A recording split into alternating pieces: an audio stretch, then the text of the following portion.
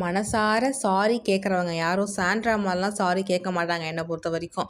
அதாச்சும் ஒருத்தங்க பண்ணாத தப்ப நீ தான் பண்ண, நீ தான் பண்ண, நீ தான் என் குழந்தைங்கள பத்தி பாடுன, நீ தான் இப்படி பண்ண, சாரிலாம் கேட்க ரொம்ப திமிரா பண்ணிட்டு, தப்பு உங்க பேர்ல தான் இப்போன்னு உங்களுக்கு தெரிய வந்துச்சு.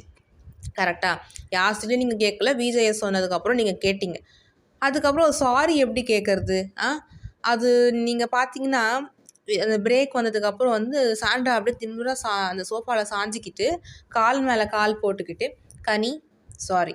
அது ரொம்ப திமிரா ஒரு மனசறிஞ்சு கேட்ட மாரியே தெரியல. கனி வந்து அப்போ உட்காந்துட்டு தான் இருந்தாங்க. அவங்க ஏஞ்சு கை கட்டி நின்னுருக்காங்க. என்னமோ சாரி கேட்குற மாரி இல்ல. அ அவங்க சாண்ட்ரா ஒரு மனசார உணர்ந்து சாரியே கேட்கல. ரொம்ப திமிரா ஏதோ, "ஓகே நம்ம மேல தான் தப்பு இருக்கு போல" அப்படின்னு சொல்லிட்டு கேட்ட மாரி ஒரு ஒரு கடமைக்கேன்னு கேட்ட மாரி இருந்துச்சு.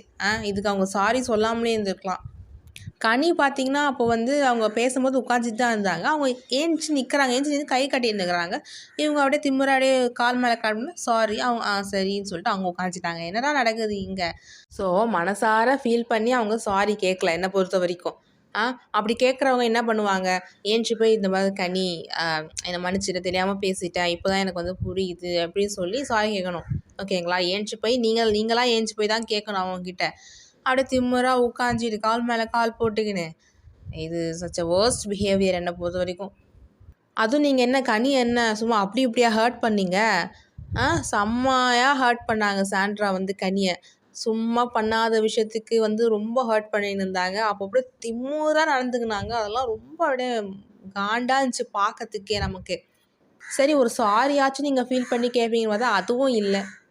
சரி ஓகே கைஸ் லெட்ஸ் see பார்ப்போம். எனக்கு தெரிஞ்சு ஃப்ரீஸ் டாஸ்க்கு அந்த நெக்ஸ்ட் எலிமினேஷன் வந்து சாண்ட்ராவ பண்ணா ரொம்ப நல்லா இருக்கும்.